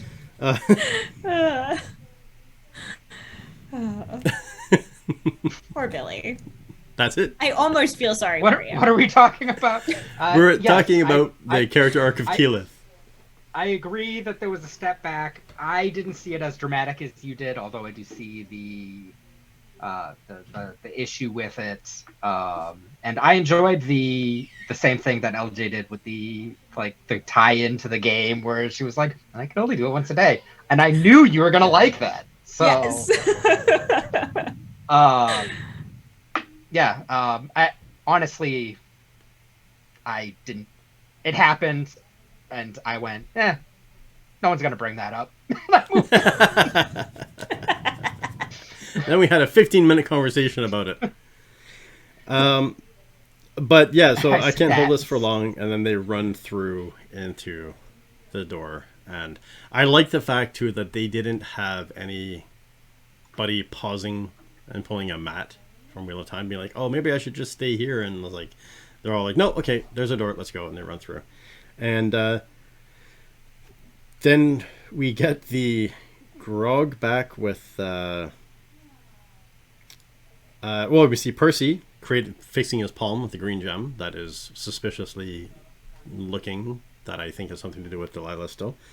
All seems to be well. Grog drops a door and he's having problems, and Pike is back. They're having their cute relationship with each other again, or friendship. And then we see Keyleth, like everyone seems to be acting normal. Trinket is back, thankfully. And then Scanlan comes out with his epic story about Vox Machina and how he killed the Cyclops. Yeah. I'm very intrigued by the Cyclops story. Yeah, I wanted to hear the song. So did I. It sounded pretty cool, but I think that was what we just didn't. watched was the song. Yeah. I think that was his thing, the epic tale. You didn't want to hear it? You don't like Scanlan's music? No. No. No, I really didn't. I was on board with the rest of the team doing the... Oh, thank God, Jarrett, you showed up in time. I did like Grog, dropping the door on his foot. I thought, again, since there's that tie into the game, that it's excellent. The final damn doors. Yes. So yeah. Yeah, it was very beautiful. But yeah, I mean, it was nice to see them back in the ordinary world. The new ordinary world. Like, that is like classic storytelling. We see them, what their world was like before, and then we kind of got that twice. We got to see them, what their world was like originally, then we have that first battle through with the dragon.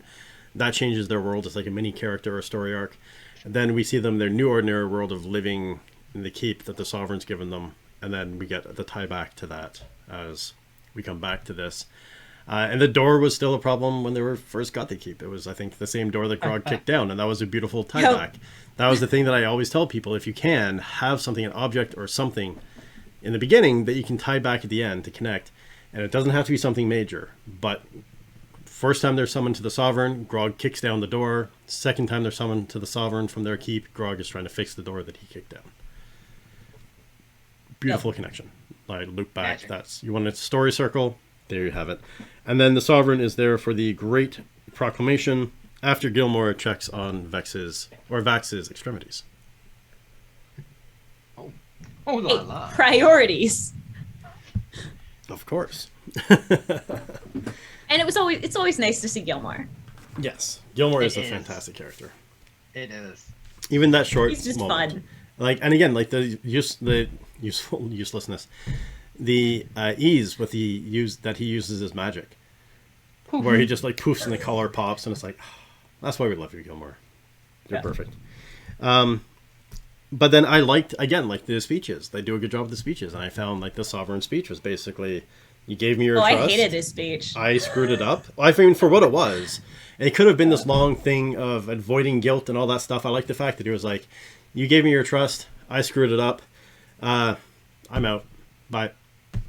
And that was it. It wasn't this whole thing of like trying to cut corners and explain and throw away the noise. I saw the impact that they were going for with I Let Strangers In and Vox Machina holding their breath. And I was like, I see what you're doing there. I think that was I don't think anyone watching was caught by that. I don't think anyone was like, oh, is it Vox Machina? Like, he's not that stupid. He's already admitted that he's been put under a spell. I just thought the whole thing was pretty trite. It was just like, nah, I'm not here for this crap. But it's what we all wanted, was to have Sovereign Uriel step down. Because he was kind of a fool from the very beginning, the way he did things. Yeah. So I think my issue is that when we are put into a medieval situation, kings don't step down because they made mistakes. They behead their councils. Kings don't step down.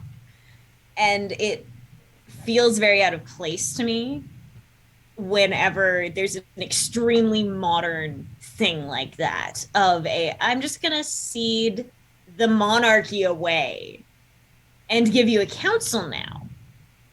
And later you're going to vote on that council. And look, we're not a kingdom anymore. We're a republic. Like that's just where it all leads down to. And nothing is so simple. And it feels wrong to me when you get something that is the like hype. We're changing our government style completely. Here you go. It wasn't the you know, am going to step down and now my heir is taking over for me, like would happen. It's the nah, Hansel's got this. Bye. Yeah. I'm retiring. And it's like, nah, this is bullshit. Like, But he did don't say play, that it don't was give me that. because Vox Machina showed that a group can oftentimes be better than one. Yeah, and that just irritates me because it's just the like the power of friendship, guys. It wins the day, and it's like, oh, for fuck's sake, I'm not 5 anymore. Don't feed me this bullshit. So yeah. On a side note, I just hate it. If you want to see something very funny, Saturday Night Live did a skit on Paw Patrol. Because they do all those power of friendship. They've each got those one things. So Paw Patrol's taking over the city. And they're like, how has it been since Paw Patrol's been here? Terrible. Everything's burning down. They have one fire engine for an entire city. Who thought this was a good idea? Anyways, Power of friendship. Power of friendship solves all. And then he steps down. And there's going to be more people added to the council. Is it Vox Machina? Is it someone else? Is it the Briarwoods? Tune in next Surprise. week. Because we don't know, because Vexalia decides to get a headache at that point, and our old friends return upon a wing and a prayer. So now is where I say, if you go back and watch our VODs, I told you so. See, but that I was thinking about your back. I told you so. I knew I had a feeling the dragons were going to come back. If we will go back and watch the VODs, I think I said that they're probably going to come back at the end. I didn't think that they were going to be a part of this show. Of what, like, they were going to have to face off against dragons again in this season. This is who we are, this is how we fight, this is us facing a big challenge, and now we're being thrown up against something even worse, so that kind of shows what we can do, and look, we can handle the Briarwoods. And so I didn't think that they were going to have to fight the dragons again, and they didn't. So I'm going to take that as a small notch of victory. But you did say the dragons were going to come back, and we didn't specify when they were going to come back, so that is an I told you so moment. So one of the key points of that goes back to some of the stuff that they laid in that second episode, because there is a many-headed dragon rug in the general's home. And all of these dragons have a different color. And every dragon on that rug was a different color. So you lop the head off of one of them, there's still quite a few. Plus he did refer to the whole, we have plans. Yeah. So I will concede that they probably are very separate from the Whispered one, which I'm very okay with. But they have their own plans, and they are back. And I knew we were going to be seeing the end of the dragons just because they happened to kill off one. And That said, they killed off one, and now Keyleth and Pike are like super badasses. So this probably is also going to be another 2-episode arc. Don't actually hold me to that because I don't think it. That's just my cynical, sarcastic bitch attitude coming through of the... these characters there's are 4 way of them, overpowered. so it might be at least a 3-character or a 3-episode arc, because there's 4 dragons. But no, but that's the thing. It was great. I love how they do dragons in the show. Yes. Like, I know there's different dragons from like Chinese dragons and different mythological dragons and things like that. But to me, if you're doing fantasy, there is a dragon, and it's got 4 feet and 2 wings, and it's not like it's not oftentimes what they use in dragons. Like even I think in Dragonheart. Oh no, Dragonheart, I think they did that right in that one. There's another movie where there were wyverns. There weren't dragons. There were wyverns that they were fighting. Rain of Fire, I think. Rain of they're Fire, that's the one, wyverns, yeah. and it's Dragonheart. They're actual dragons. Yeah. It is an actual dragon, I should say. Yeah, they did that really well. I've always been a huge fan of dragons, and that's something that I'm like. Some people will take a Star Trek episode and tear it up to part and nitpick the hell out of it. I will do that with dragons every single time. I'm very particular about how my dragons are depicted in this. And that's something they did fantastic, for me at least. I loved it. I am excited to see dragons. I Yeah, don't think they're going to be much of a problem, but I am excited to see dragons. I don't know. They were not there to ask politely what happened to their brethren. They looked very pissed and then let out a rather ferocious roar and sound of fireball at the end. Oh, I'm very excited for the number of people who are probably going to die. But Pike and Keyleth, eh, they got this. They'll just burn them with the sun. I don't or know. whatever. Keyleth is anxious again, though, so. Okay, well, Pike can do anything. So the only reason she didn't save the day at the very end was because the orb did the, hey, no magic here. So she's not more powerful than the Whispered One, at least. We know that. Yeah. What were you going to say, Billy? Oh, they're not there to fuck around, as they say in the old tongue. Yes. Yes. That is true indeed. Yes. Yeah, so I gotta say, overall, it was one hell of a trip to go from start to finish on that show. I can't wait to turn off my analytical brain and watch it from start to finish again. Like, my wife and I were watching Better Call Saul the other night. It's the final season. And she was like, what do you think about this? And what do you think about that? And how is that going to go? And I was like, I do not have that part of my brain turned on. I am just sitting back and watching this show for enjoying the show. I don't want to guess and jump ahead and ruin, because I find Better Call Saul has got such impeccable story writing and storytelling that I don't want to try to poke holes or jump ahead on it, because I want the story to unfold the way it's naturally going to. And I want to see that again happen with Legend of Vox Machina. It was such, digging deep into it. We found a bunch of stuff, but on the surface, it is just one hell of a fun ride to go through and really enjoyable to watch. And this was the, pilot season. And those are always a lot rougher than everything else, 99% of the time. Yeah. Which gives me a great deal of hope for season 2. Well, it's one of the best pilot seasons of a show I've seen in a very long time. Yeah. Yeah. There's 2 shows that I think did better pilot seasons, but I'm not going to be able to talk about those presently. Okay. Yeah. Yeah, we'll deal with those another time. So, I'm picking up what you're putting down. So speaking of that, so we are going to, I think, we'll do a final wrap of Legend of Vox Machina, but let's do a bit of a tease. So, chat, we are going to, after all this is said and done, we're going to pause for a month. Monday night's going to go back to writing on stream for me for a little while. We're all going to catch ourselves up and catch our breaths and everything like that. And we are coming back on June 13th with another after the show. We started with After the Weave for the breaking down the Wheel of Time. Then we moved on to After the Roll, breaking down the Legend of Vox Machina. And soon we are going to be moving on to After the Night, launching on June 13th, 2022. We can't say what show we're going to be breaking down. But it looks pretty interesting, judging from the graphic. What do you guys think? And you're all welcome to take guesses at that.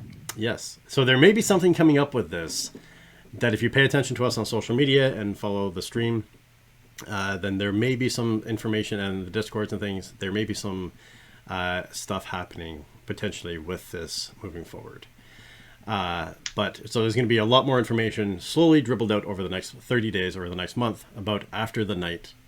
So let us know what you think. And this is going to be, I just keep getting more and more excited about what we're working on. Like, all of these different things, I just keep getting so much more excited. So we're going to take this and shrink it down and put this up here for the time being.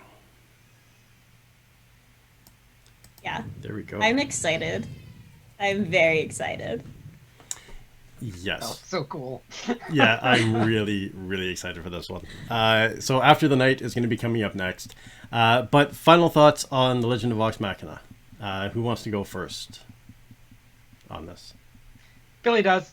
All right. The Legend of Vox Machina was an enjoyable romp. I would say it was like a long walk on the beach with a loved one, and it made me think of soft summer rain and erections There was honestly there was a lot to love. I liked the general fantasy feel throughout the thing. I liked how dark it was. I thought the art the whole time was impeccable. Um, and honestly, just from an enjoyability standpoint, I couldn't complain. So out of stars, how many do you think? What's the scale? Are we what are the scale? But You mean Out out of of how five many stars. stars? Let's yeah, let's go out of that. English me. Out of 5 stars, I'd give Vox Machina 4.5 stars. Very cool. Yeah, Decent. easy. All right. What about you, LJ? What are your thoughts? One moment. Echo, stop. Amazon has gotten a little zealous with its opinions right now. Um, it apparently knows that we're talking about an Amazon product here. I enjoyed it more than I enjoyed Wheel of Time by a long shot. I definitely enjoyed the writing. I thought it was funny, and I loved how dark it was. Because it was not the expectation I had going in. I knew it was going to be a mature show. I figured it was going to be mature and more comedy. So I wasn't super excited about that aspect of it. But then it was no, this is just mature on all counts, in all ways, in all themes. So yeah, I was really pleasantly surprised by a lot of it. There were some really incredibly well done themes when it came to mental health. There were some really frustrating aspects that they fell down on when it comes to disability. But overall, I think that they have done a pretty damn good job. And as far as a star rating, I'm thinking about a 3.5. There we go. So we got a 4.5 and a 3.5. I would say very similar things. It was a fantastic show. If you look at it from just the surface, it was a great ride from start to finish. A lot of fun. It was dark. It was quirky. They had so many Easter eggs, so many thrown especially for people who watched the Critical Role show, and for those who didn't, there's still a lot of hidden Easter eggs if you're a big fan of animation and things from different animation styles they pulled up and different references they made. So I found they did that really well. They got a lot of things right in the storytelling. They started it off well. They wrapped it by tying connections back. Again, the first 6 episodes were impeccable. I absolutely thought they were fantastic. And it was after the second half of the season where they really stumbled in the second half of the season, getting out the gates. And that stumbling kind of continued. I don't think they fully caught their stride back to where they were at the beginning of the season and the first 6 episodes, even up to the end. But it did, I would say, 10, 11, 12 were a lot more improved episodes from 6, 7, 8. I guess 6, 7, 8, 9. Or 7, 8, 9, sorry. But anyways, they did have some tropes that they approached and they laughingly or purposely walked away from them, which was fantastic. But then there's other things they did that they really fell down on in storytelling. And I can't say exactly how much of that in episode 7 and 8 necessarily, because I started getting too far into the analytical critical writer mind, and for 2 episodes I lost sight of, this is based off a D&D game that actually happened, so there's going to be rules of the dice and things that factor in that make a difference into what this is, and you can't purely look at this from a writing standpoint because there are conventions that have to be broken because it is a game. So with all that being said, I think it was fantastic. Definitely worth watching. I'm super excited for the next season. If they're going to fix mistakes that they did in this season, it's going to be astounding to see season number 2. And I think they're an extremely intelligent bunch. They will pick up on the feedback and what worked and what didn't work, and they'll adapt and they'll roll with it moving forward. So I would Pun intended, I'm sure. Yeah, pun intended. And I'm going to bring that down to, I'll split the middle. I'll give that a 4. I think it was a great show. Some disappointing fall downs in breaking some characters and in some, Why is my brain blanking on consent? My brain kept saying consultation. On consent, there's a couple of fall downs to consent in a few areas, but other than that, yeah, it's hard to find a lot of problems with this series. It was fantastic. It was fun. Yeah, I'm really excited. So thank you very much, Billy, for bringing this to our attention. Yeah.